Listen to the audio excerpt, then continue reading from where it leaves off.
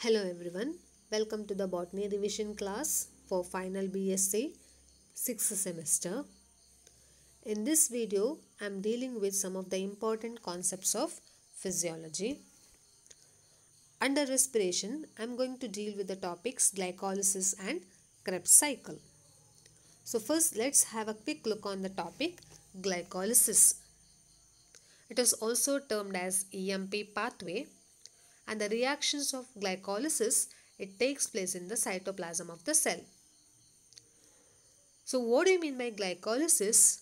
As the name indicates, glycolysis means here it is the splitting of one molecule of glucose into two molecules of pyruvic acid. So from one molecule of glucose, two pyruvic molecules are produced. This process is called as glycolysis. So this is the diagrammatic representation of the glycolysis. So here what happens is this glycolysis process, it contains several steps. So during the first step, the glucose molecule, which is formed from the photosynthesis, it gets converted into glucose 6-phosphate and then fructose 6-phosphate and then fructose 1,6-bisphosphate. So from glucose, fructose 1,6-bisphosphate molecule is formed. Okay, and these reactions are catalyzed by the different enzymes. Now from fructose 1,6-bisphosphate, two molecules are formed as a result of cleavage. So this fructose 1,6-bisphosphate, this undergoes cleavage in the presence of enzyme aldolase. As a result of this, dihydroxyacetone phosphate and glyceraldehyde 3-phosphate molecules are formed. Now, this dihydroxyacetone phosphate, under the influence of triose phosphate isomerase, it gets converted into glyceraldehyde 3-phosphate. So at the end of cleavage, two molecules of glyceraldehyde 3-phosphate molecules are produced. One is from the fructose 1,6-bisphosphate and another molecule is from the DHAP. Okay. Now, this this glyceraldehyde 3-phosphate, it gets converted into 1,3-bisphosphoglycerate and then into 3-phosphoglycerate, 2-phosphoglycerate, phosphoenol pyruvate, and finally under the influence of enzyme pyruvate kinase, it gets converted into pyruvate. That is the end product of glycolysis. So in this way, from a single molecule of glucose, two molecules of pyruvate molecules are produced. Now we'll move on to the second topic under respiration, that is Krebs cycle. It was discovered by Sir Hans Krebs and also called as citric acid cycle or TCA cycle. And the events of Krebs cycle takes place in the mitochondria of the cell.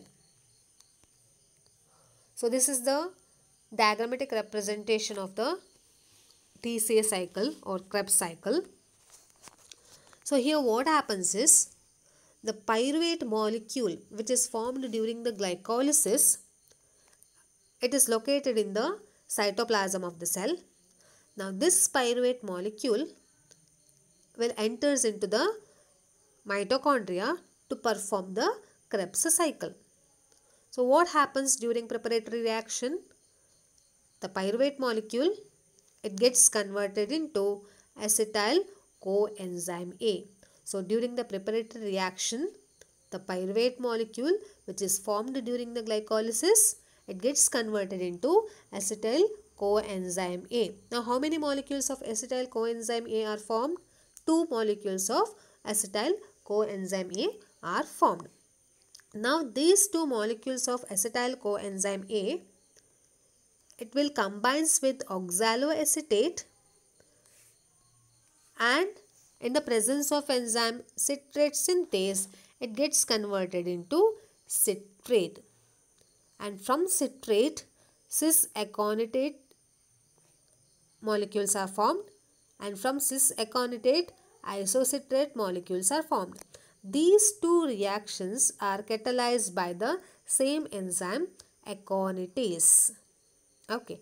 Now, from isocitrate, alpha ketoglutarate molecules are formed, and from alpha ketoglutarate, succinyl coenzyme A molecules are formed, and from succinyl coenzyme A, succinate, and from succinate, fumarate, then malate, and finally oxaloacetate molecules are formed. In this way, the cycle repeats.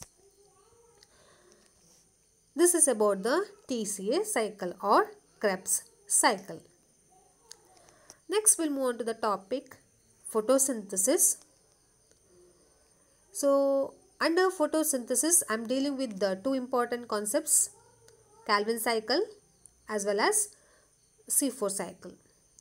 So, this Calvin cycle, it was discovered by Melvin Calvin, and the events of the Calvin cycle takes place in the stroma or in the matrix of the chloroplast. Then why it is called as C3 cycle? Why this Calvin cycle is called as C3 cycle? Because the first stable product of the Calvin cycle is a 3-carbon compound, that is 3-phosphoglyceric acid. Hence, this Calvin cycle is also called as a C3 cycle. Now, this is the diagrammatic representation of Calvin cycle. So, here what happens is, the ribulose 1,5-bisphosphate, which is already present in the stroma of the chloroplast, ribulose 1,5-bisphosphate, which is already present in the stroma of the chloroplast, it will combines with the carbon dioxide, and in the presence of enzyme Rubisco, it gets converted into a 6-carbon compound. Okay, this is the 6th carbon compound. But this 6-carbon compound, it is unstable. So, it gets converted into 2 molecules of 3-carbon compound. They are 3-phosphoglyceric acid. So, in this way, 2 molecules of 3-phosphoglyceric acids are formed. Now, this 3-phosphoglyceric acid, with the influence of enzyme, it gets converted into 1,3-diphosphoglyceric acid and then into glyceraldehyde 3-phosphate or 3-phosphoglyceraldehyde. Okay. Now, this 3-phosphoglyceraldehyde or glyceraldehyde 3-phosphate, it gets converted into dihydroxyacetone phosphate or DHAP and fructose 1,6-diphosphate. So, from 3-phosphoglyceraldehyde, 2 molecules are formed, DHAP and fructose 1,6-diphosphate. Now, this DHAP combines with the fructose 1,6-diphosphate. It gets converted into fructose 6-phosphate. Now, this fructose 6-phosphate again forms 2 molecules, erythrose 4-phosphate and xylulose 5-phosphate. Okay. So, now this erythrose 4-phosphate, it will combines with DHAP and it forms pseudoheptulose 1,7-diphosphate, and from pseudoheptulose 1,7-diphosphate, pseudoheptulose 7-phosphate molecules are formed. And now this pseudoheptulose 7-phosphate, which combines with the 3-phosphoglyceraldehyde to form xylulose 5-phosphate and ribose 5-phosphate. Now, these 2 molecules, xylulose 5-phosphate and ribose 5-phosphate, combines to form ribulose 5-phosphate, and this ribulose 5-phosphate gets converted into ribulose 1,5-bisphosphate. In this way, the cycle repeats. So, this is about the Calvin cycle. Next, we'll move to the concept Hatch-Slack pathway. It was discovered by M.D. Hatch and C.R. Slack. It takes place in the mesophyll cells of the leaves. And the first stable product of this C4 cycle is a 4-carbon compound called oxaloacetic acid. In C3 cycle, the first stable product is a 3-carbon compound, whereas in Hatch-Slack pathway, the first stable product is a 4-carbon compound, that is oxaloacetic acid. Okay. Now the plants exhibit C4 cycle possess special type of leaf anatomy called Kranz anatomy. So what do you mean by Kranz anatomy? It means a specialized structure in the C4 plants where the mesophyll cells are clustered around the bundle sheath cells in a ring-like manner. So this feature is called as Kranz anatomy, and it is the important characteristic feature of C4 plants. So this is about the diagrammatic representation of a C4 cycle. So here what happens is it contains two types of cells, mesophyll cells and bundle sheath cells. So here what happens is the carbon dioxide, it will enters into the mesophyll cells, and where it gets combined with phosphoenol pyruvate, which is PEP, and it gets converted into oxaloacetate. So this is the first stable product of C4 cycle.